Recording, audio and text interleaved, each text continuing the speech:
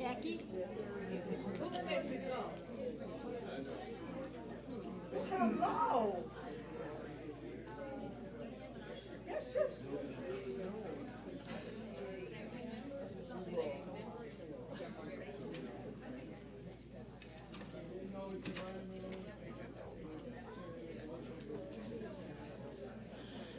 Good morning, everyone. Good morning and welcome, and let us begin with song. Please open your gray hymnals, if you will, to hymn number 100, I've Got Peace Like a River, verses 1, 2, 3, and 6. I've got peace like a river. If you will rise in both body and spirit, I would be very grateful.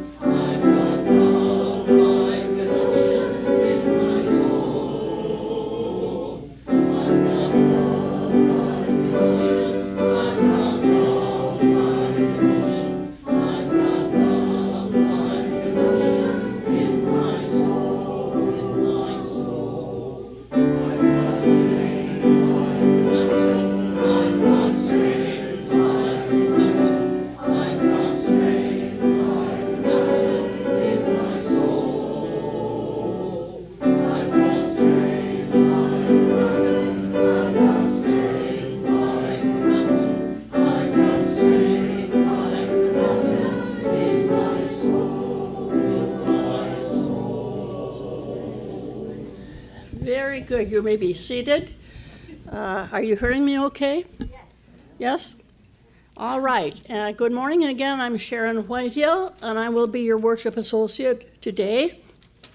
I'm pleased to be here again, and this is a service of the Unitarian Universalist Fellowship of Charlotte County. As you've just heard, we begin our service each week with music for everyone, and that's whether you're watching on YouTube or here in our sacred space. That YouTube broadcast is live, and it will be available on the UUFCC YouTube channel after the service. If you would like to learn more about us, email us at office.uufcc@gmail.com or visit our website. That's the best thing of all, uufcc.org.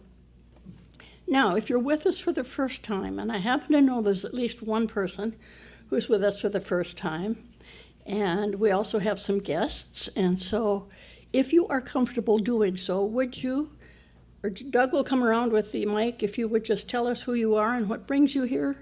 Barbara, are you willing? She is, right there. Doug, raise your hand. Hello, everyone. My name is Barbara Lockhart. I am pretty much born and raised in Port Charlotte. I live in Northport now. It's been a long time since I have been in a group like this, so I'm looking forward to getting to know you all more. And I'm here at the invitation of Edie.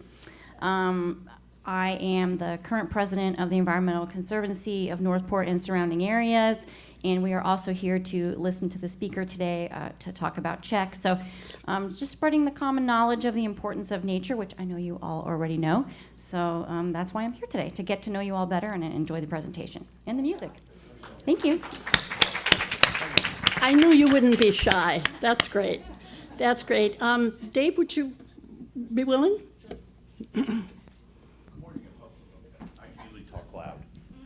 Good morning, everyone. My name is Dave Abderholden. I am the current board president of the Charlotte Harbor Environmental Center, and I'm also the interim CEO. Little story, our CEO recently moved on to something else, and I left the room and came back, and I'm CEO.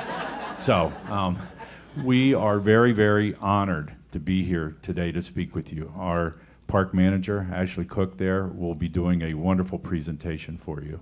And, you know, as our friend, I'm sorry, was that you who stood up? Okay, pleased to meet you as a compatriot in the environment. And to reiterate your words, it's very important. Mother Nature is all around us. So thank you all again. Thank you, Dave. Thank you. And I will be introducing Ashley when the time comes, more properly. Is there anybody else that I'm missing? I think not. Okay. This is a good time to put your phones in worship mode. I've already done mine. And also to be reminded that if the service does go a bit over time, please feel free to get up and leave if you must. And don't hesitate, we understand. In the meantime, I want to thank everybody whose time and effort makes our services possible. Time and effort make our services possible. I can't use bad grammar up here. That just really goes against my grain. And those people include the tech people, the building and grounds workers, Ryan and Janet and the choir, our greeters, office administrators, pulpit decorators. Isn't the decoration lovely today? Volunteer for the arts, and kitchen worker bees. In a beehive, all the worker bees are female. Did you know that? That's not true of our kitchen workers, but they are surely not drones either.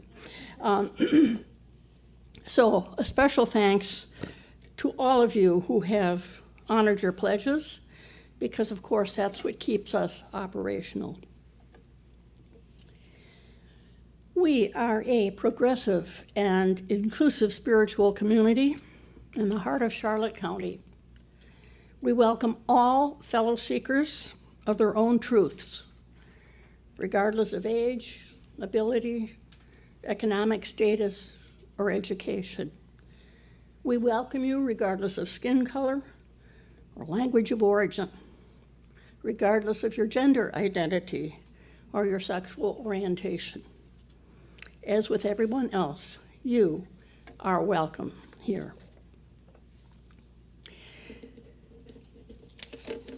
The lighting of our chalice is a ritual in our tradition, and I invite those of you watching at home to be ready to kindle your own flames.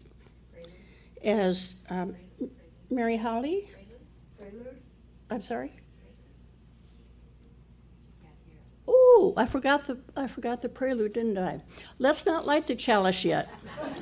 I have an idea. Let's have the prelude instead.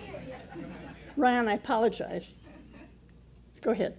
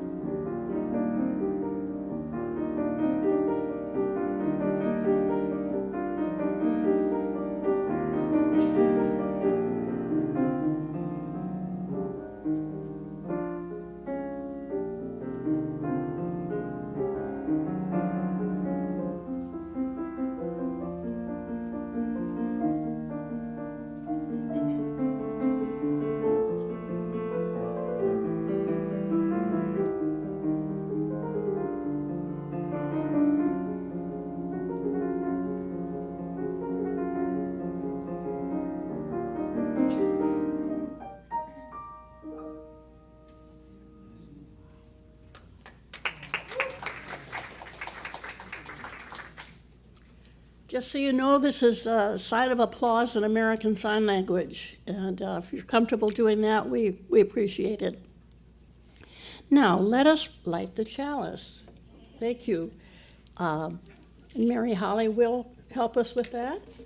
And I will tell you that the words I'm going to use to introduce this today are from Katie Sivani Gelfland, who is the Director of Religious Exploration at the First Unitarian Universalist Church of New Orleans. It's entitled The Spirit of Water. We light this chalice as a symbol of reunion. We reunite in this sanctuary to share the flow of our hearts with one another.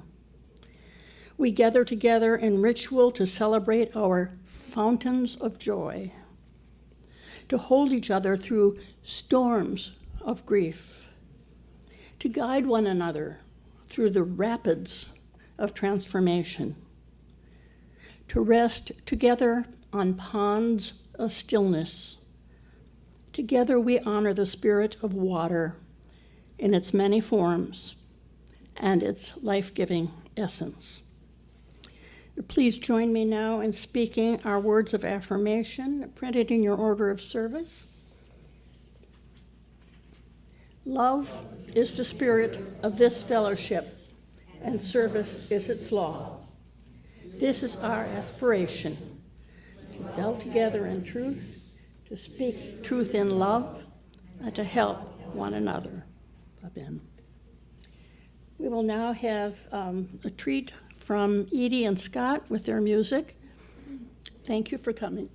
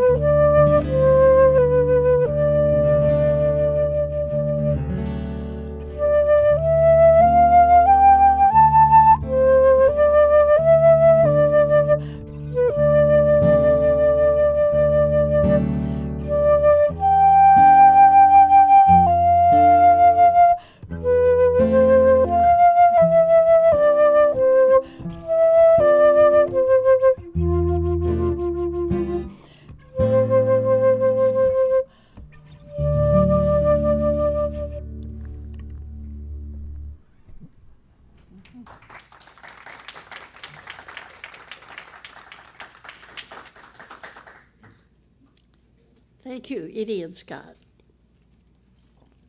I can disentangle my glasses here.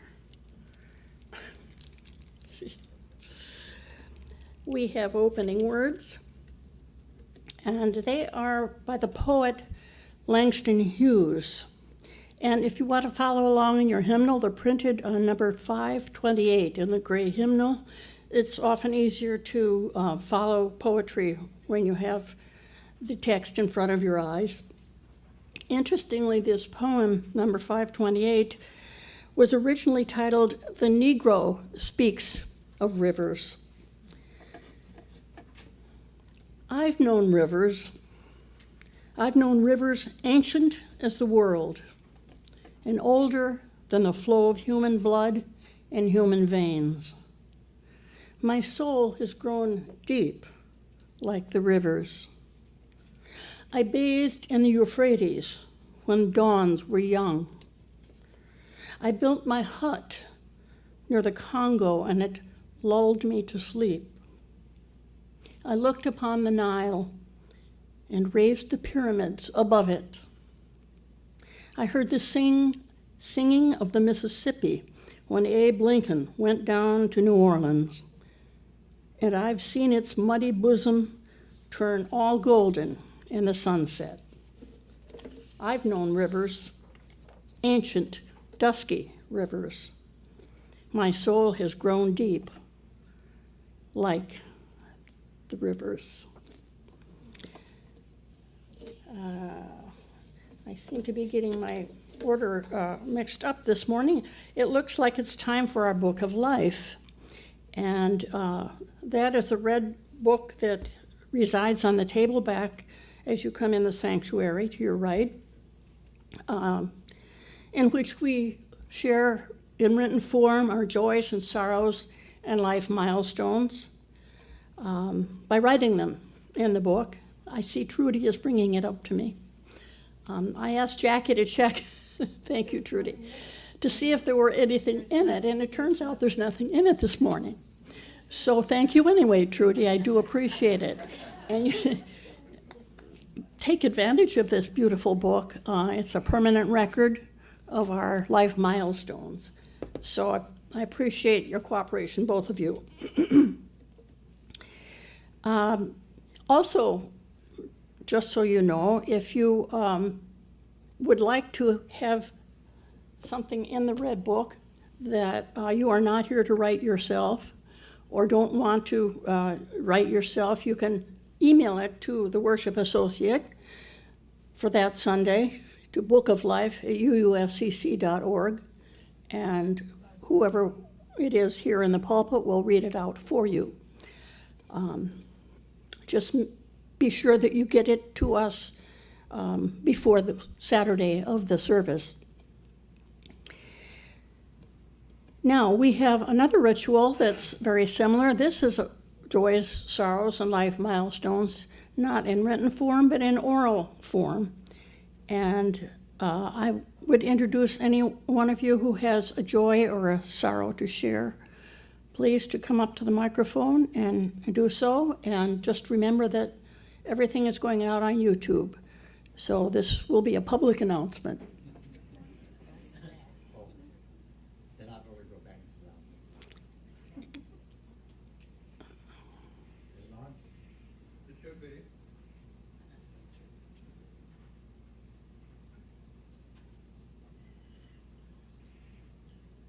It is now. Okay. Okay, it's on now. I have a joy. Next Thursday, Peggy Don and I are going to go up and Fort Myers and fly to Europe, and then we're going to get on a boat and travel for 15 days, and then spend 2 extra days in Amsterdam, all the way from Budapest to Amsterdam.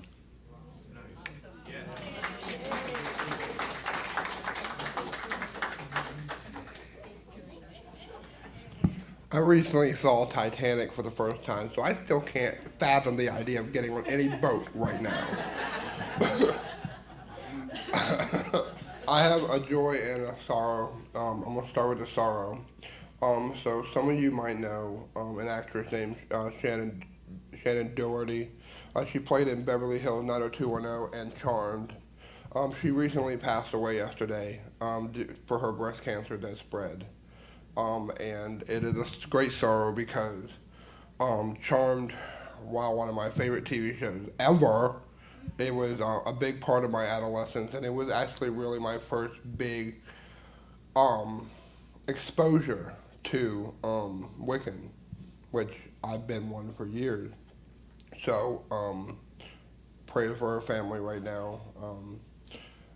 I know her and Alyssa Milano and Holly did not get along, but they still, have that sisterly love for her. So that's going to be my sorrow. And then my joy is, I'm going to steal Janet's line, I have drywall.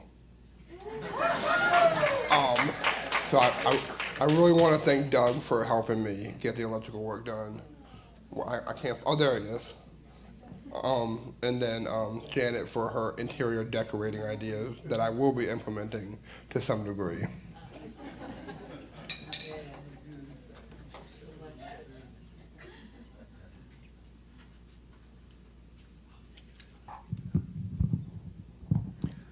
I have a joy. My brother and I haven't talked lovingly to each other for over 20 years. And about 2 weeks ago, we made amends. And we got together and we made a commitment to speak lovingly and caringly to each other. And this past week, I had a birthday, my 80th birthday. And on that day, his daughter, Carrie, sent me a text congratulating me on my birthday. And I haven't had a communication from her or any connection to her or his family. And I'm grateful for the reestablishment of my relationship with my brother and his family.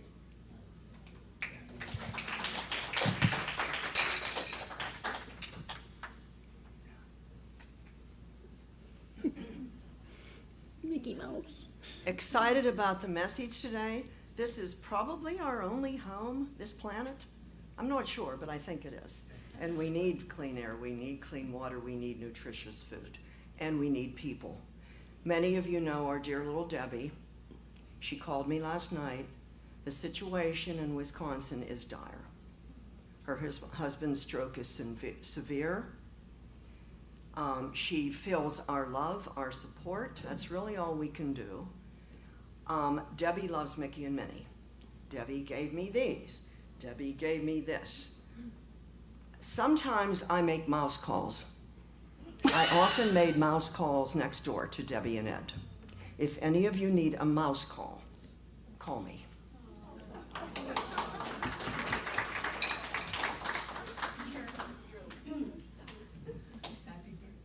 And I have one for her as well. So Miss Carolyn Keller has a birthday today, but like Blanche Devereaux on the Golden Girls, which is her spirit animal, her birth year has been deleted from her birth certificate by the authority of the governor. And I also have a joy for Larry Hutchison. We went up and saw him last week. They had a more formal memorial service yesterday, which I'm sorry that we had to miss because apparently over 80 people attended yesterday. And people from all through the era of their life together came together with him. And I think that he's getting that healing and support that he needs finally. And I'm just really grateful for that as well.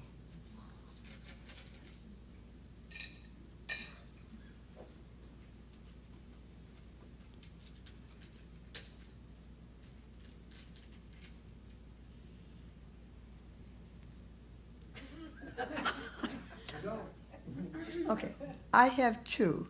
The first one is for my cousin. Her best friend died, and she is really having a hard time with that. And the second stone is because I love all of you.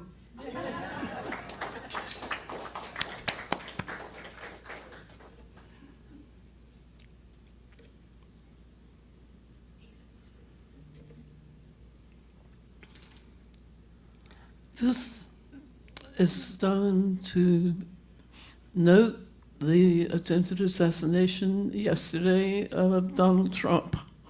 I am not a supporter of him. I am supportive of democracy and freedom, and I hope this event will not be turned into a campaign against Democrats.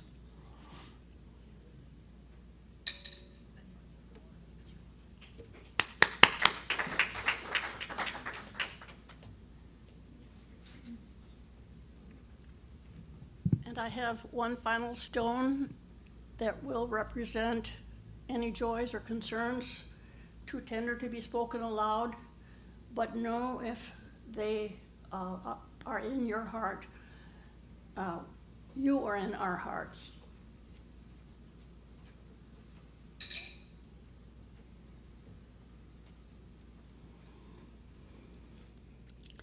Now, it is my great pleasure to introduce our speaker today. Ashley Cook grew up in Florida. She's always loved nature, and that inspired her to study environmental science at Florida Southern College in Lakeland. And there she earned her Bachelor of Science. She is a widely traveled young woman. She was an agroforestry specialist for the Peace Corps in Senegal, West Africa. She worked with sea turtles in Costa Rica, and she taught English as a second language in Thailand. Today she serves, as Dave mentioned earlier, as the park manager of Charlotte Harbor Environmental Center and at Alligator Creek Preserve. I guess that's the rest of the title. That is in Punta Gorda, and it is a leading organization in efforts to protect, preserve, and restore our Florida ecosystems and their inhabitants. Such important work, as Carolyn said. So welcome, Ashley. I've taken the liberty of titling your sermon for you, which I lifted right from the website of CHEC. Protect, preserve, and restore. Ashley?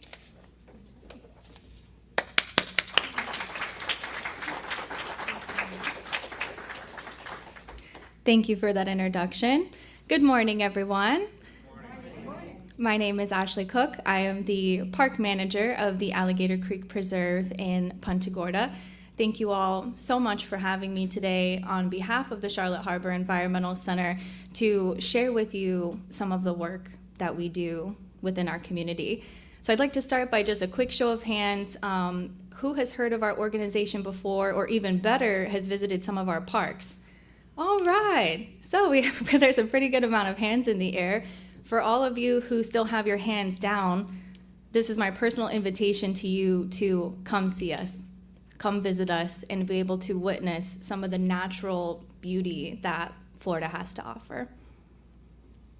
We can switch slides.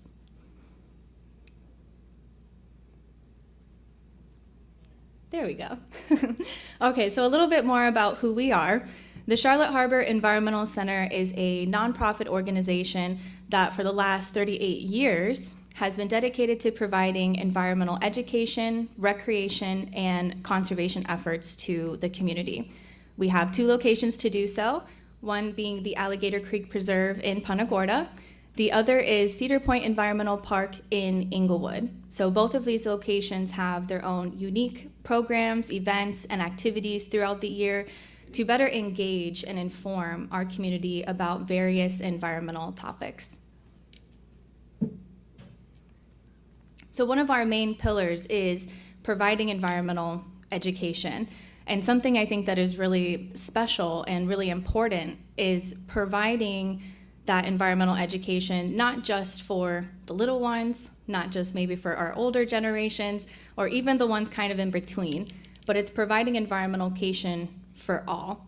So we like to say from ages 1 to 100, that is kind of our mission, is to be able to find and develop enjoyable programming for all ages. So we do that by educational film series, educational lecture series. You can come to our parks and enjoy a guided hike or a wading trip. And there's also a lot of unique programs and events that we offer throughout the year as well. And you can see from this image here, something that we've also done for over 30 years is provide free 2nd and 4th grade field trips to all of the Charlotte County students. So these field trips are all centered towards learning about our Florida ecosystems and the creatures that live there.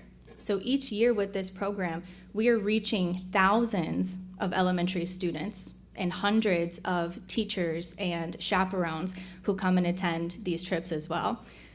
So the image that you see here is a 4th grade boating trip. So they get to go on a double-decker boat out of the Charlotte Harbor. And this image is one of our educators. She is teaching them how to take some water quality measuring tools. That's what these trips are kind of about, is learning about the ecology of an estuary and the importance of water quality. So they actually go and pull samples from the Charlotte Harbor so that they can learn what good versus bad water quality really is and get that real life kind of experience. So I wanted to share a couple more snapshots of our field trip program. The one that you can see furthest in the corner is a 2nd grade wading adventure. So these 2nd graders geared up with dip nets and buckets and always big, big smiles. They wade out into the water to kind of explore this estuary ecosystem and the aquatic creatures that are living underneath the water. The next one is also from a 4th grade boating trip. So along with learning about water quality, we're also teaching them about the things that are living in an estuary and the important role that each of them kind of has. So along with, we don't want to just talk at these kids. We want to be able to provide them with something that they can see, they can touch, they can feel, to get a little bit of a better reference on what we're actually teaching them about. So you can see some big alligators and dolphin skulls definitely on those trips that they like to enjoy exploring. The next trip you'll see the 4th grade program. First they go on a boating trip with us, and then they come to one of our parks and enjoy a guided hike. So you can see our educator there. He might be in the audience, I don't know. But our educator there is leading these students on a field trip through our Alligator Creek Preserve, where they're going to learn about all of the native things that they can see that are growing along our trail systems and the wildlife that live there as well. So this is a very long-running program that at this point, we have parents that are attending these trips who once attended these trips when they were kids as well. And so now they're chaperoning their own children on these field trips. So these are a really wonderful experience that we hope to be able to continue for a long time. So along with our environmental education, we like to pair those with actual conservation efforts. So an example of that is our butterfly sanctuary and native nursery that can be found at our Alligator Creek Preserve. So this is the largest sanctuary actually in Charlotte County. It is completely maintained by a very dedicated group of volunteers that we very fondly refer to as our crazy butterfly ladies, because they are crazy about teaching people about the importance of pollinators and also bringing awareness to the importance of their native host plants as well. So you can come by anytime and speak with them. They can talk your ear off all day long about the importance of these things and really be able to show you some beautiful examples.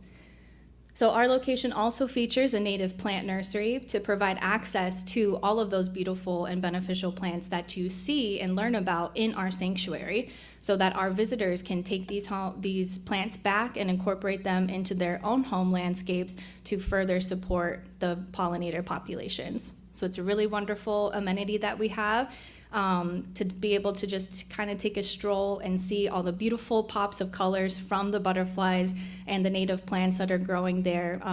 Really makes a wonderful morning.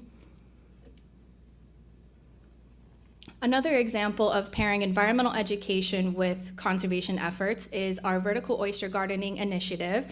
So this is a new program that we brought on this past year in efforts to help restore oyster populations. So unfortunately, our Charlotte Harbor has lost over 90% of its oyster population. 90%. Why does that matter? Oh, you got it. So our oysters are actually silently providing a tremendous ecosystem service by filtering large volumes of water. So in fact, just one oyster a day can filter up to 50 gallons of water. So you can see that the more oysters that we have in the water, the cleaner and clearer our water is going to become. But unfortunately, due to other kind of water quality issues, development, construction, boating activity, the list goes on, but those kinds of things are really decimating those populations. So we actually have an example of one if you want to bring it up. So we created vertical oyster gardens, partnering with local restaurants to utilize their spent oyster shells. We collect them and turn those shells into supplemental habitat for juvenile oysters. So this is an example of a vertical oyster garden, or a VOG, as you can say for short. And so this is the first year of this program, and it has been really wonderfully accepted by the community and so helpful to the oyster populations that are seeking that supplemental habitat that they are not finding naturally in their own ecosystem. Thank you, Dave. So this past year, we spent our time collecting a lot of stinky oyster shells and getting them cleaned up to be able to provide free workshops to the community to first educate them on the water quality challenges that we are facing in the Charlotte Harbor, and then provide them with the hands-on opportunity to become part of that solution to create their own vertical oyster garden that they can take back to their own home and help restore oyster populations and improve water quality. So here's a glimpse at that table to reef journey. We like to call it table to reef because all of the shells that we use for our program were once on somebody's dinner plate, and ultimately will end up creating a larger reef system out in Charlotte Harbor. So that starts with collecting oyster shells from local restaurants. We are partnered with several locally to be able to collect their stinky oyster shells. We're then partnered with the city of Punta Gorda to take those shells out to their water treatment facility, where they will naturally bake in the sun to kind of kill off any kind of lingering bacteria to make them safe to go back into the water.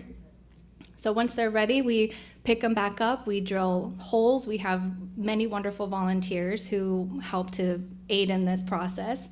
And then we get them cleaned up to take them to workshops out in the community. So we provided free workshops at our facility, and we also went out to multiple residential areas to make this accessible to the entire community. You know, if you can't come to us, we will come to you, because we really feel like this was a valuable kind of experience to share. So we provide these workshops, and we talk about the water quality challenges and the superpower of oysters to help us clean our water. Our participants then create their vertical oyster gardens and take them home to deploy them off their docks in hopes of recruiting juvenile oysters who are free swimming the first couple weeks of their life and looking for that habitat to settle on so that they can do what they do best, which is filter water. So we take our project one step further by recollecting all of our participants' oyster gardens and then partnering with the FDEP, Sanibel Captiva Conservation Foundation, FWC, and the Charlotte Harbor Aquatic Preserves to be able to place these vertical oyster gardens to create a larger existing reef within Charlotte Harbor.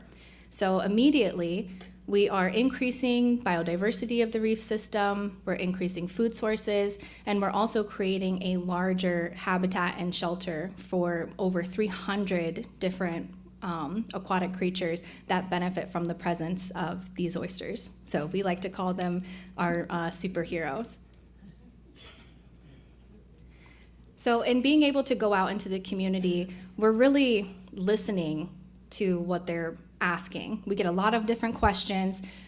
So for example, with the vertical oyster gardening workshops, we got a lot of comments back from the community on, well, what about this alligator in my pond? And, can you come do an alligator talk for us? Or I'm walking my dog and I'm seeing coyotes, am I safe? Or there's a gopher tortoise that's digging a hole in my yard, what do I do? So that's also part of our mission, is to observe, to listen, to create, and then implement programming that is aligning with our community's needs. And so we identified one of those needs by going out into the community with that workshop to be able to develop a new program this year titled Animal Neighbors.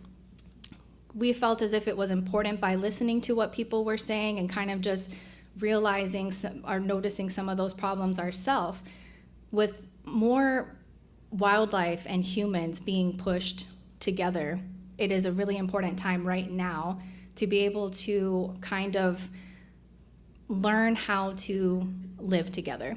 And so that is what this program is designed to be. So from alligators to coyotes, this kind of program is going to be able to provide safety tips, to debunk common misconceptions, and most importantly, illustrate how we can live peacefully and safely along our local wildlife. So we are really looking forward to being able to bring that information into the community and start those conversations this year.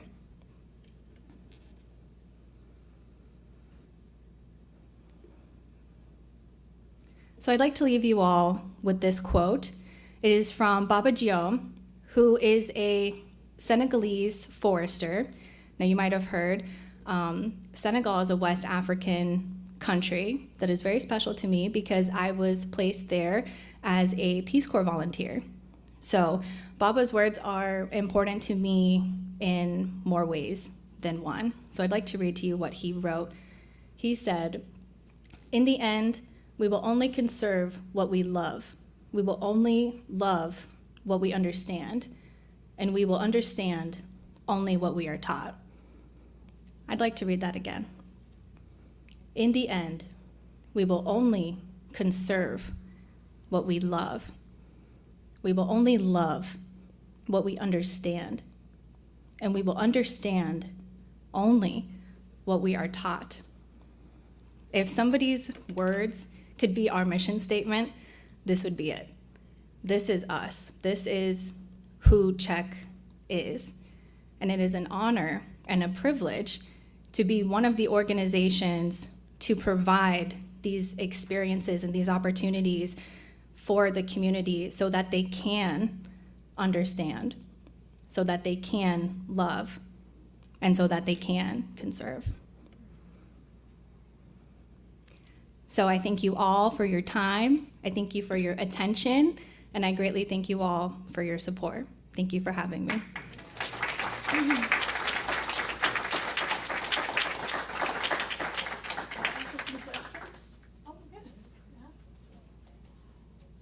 I'm thinking that we have time. We have about 5 minutes for question and answer. If Doug, could you provide the microphone for that? Ashley, I'll let you take over again. Of course. So, here comes a question. Not a question. Yeah. When we were closed here for COVID, my husband and I had every Sunday morning service at Alligator Creek. Did you really? We walked all the trails. We saw gators. We saw wild pigs. Yep. That is a beautiful place if any of you don't know it. Beautiful. Thank you. Well, thank you for your comments. Absolutely. If anybody who had their hand down at the beginning, you have my personal invitation to come see it for yourself.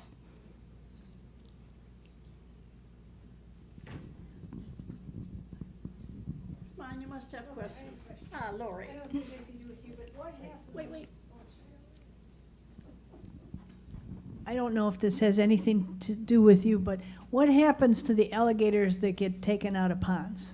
Well, come to one of our animal neighbor workshops that we'll be providing. So this is one of those conversation topics that comes up a lot because I think people many times will see alligators in their ponds and they'll call somebody and they kind of just go away, right?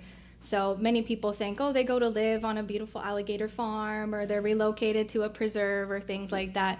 And unfortunately, many of the times they are harvested for their skins and for their meat. If they are younger or small enough, they do try to relocate them when they can. But alligators kind of have their own territorial things going on, so it's not always safe or feasible to be able to actually move those larger alligators to a different location. So many times, depending on their size, they are harvested, unfortunately.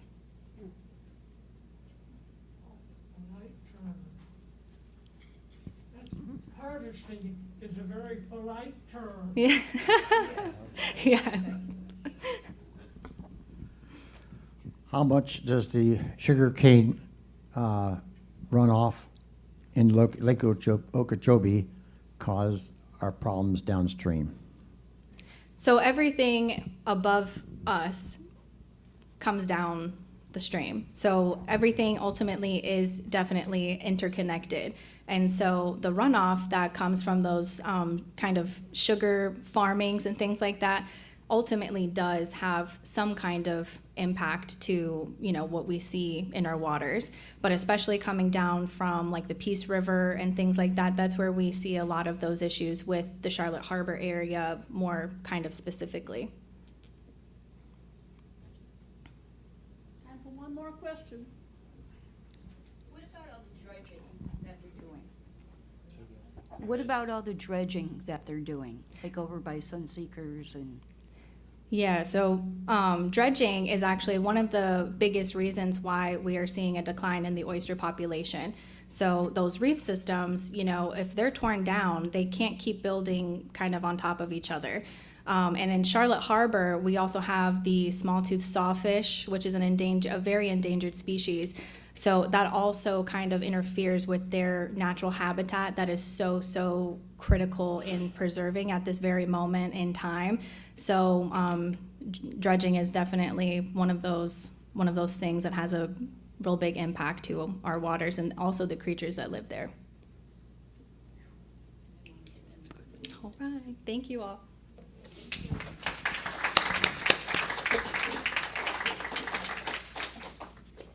All right, thank you, Ashley. That's very informative. I love those oyster. I thought they were wind chimes, but I guess not. Yeah, thank you for bringing them.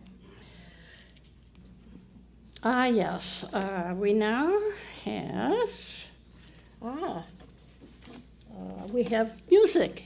And this time it's your Teal hymnal, a favorite hymn of ours, Blue Boat Home. That's number 1064. If you would please rise and body or spirit to sing.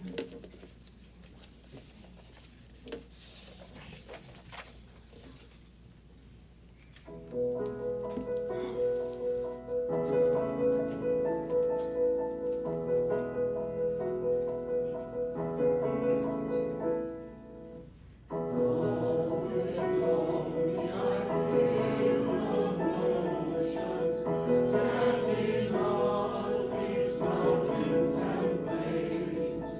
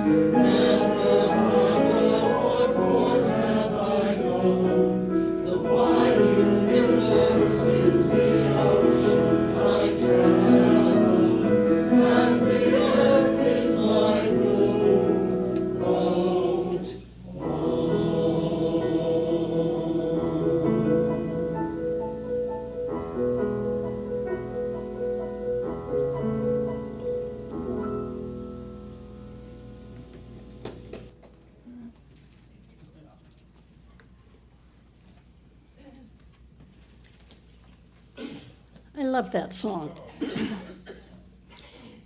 It's now time for our offering, a very important part of our service. And of course, today we have two offerings. We have the regular offering, and then we have the basket coming around the second time to support the good work that Ashley has talked about at CHEC. For our music, we have Edie and Scott again to play.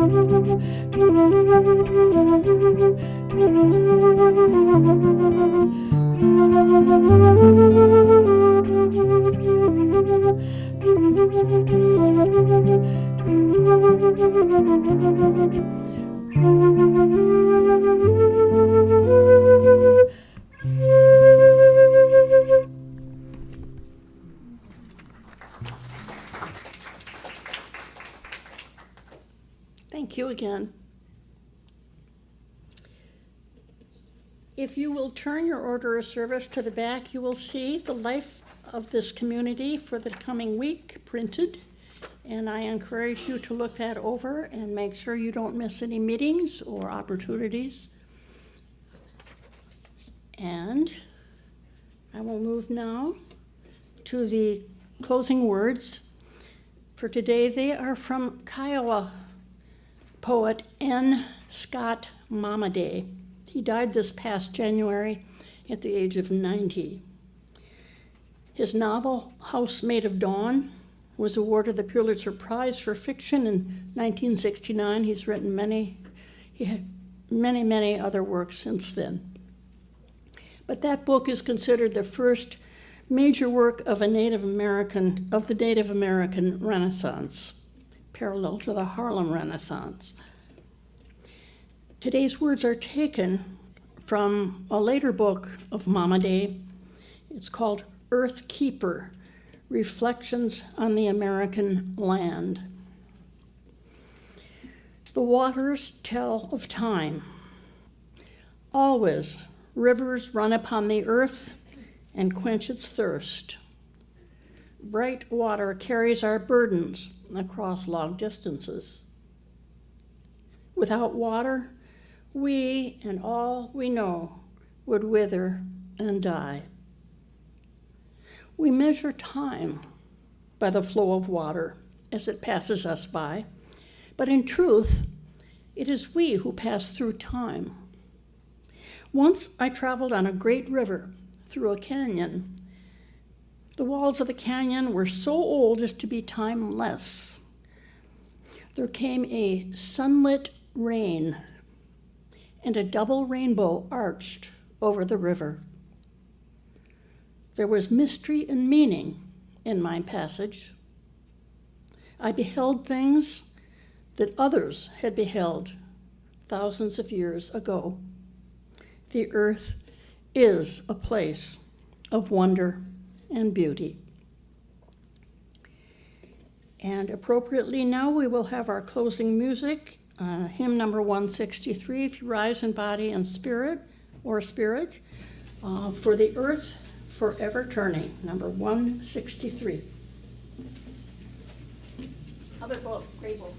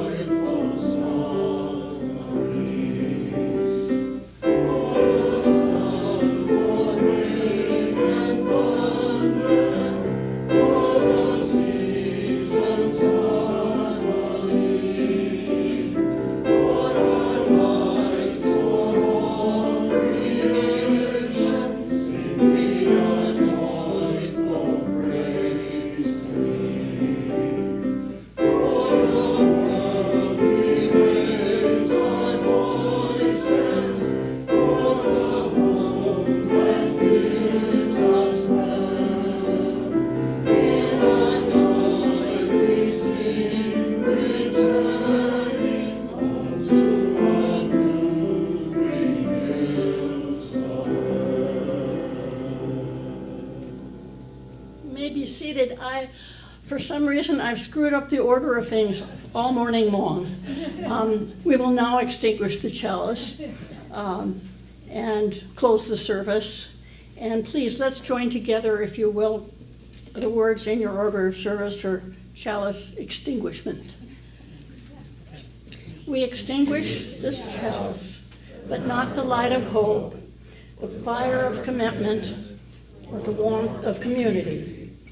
May those ideals shine in our lives and warm our hearts until we are together again. Go now in peace. And please join us for refreshments in the social hall. Thank you.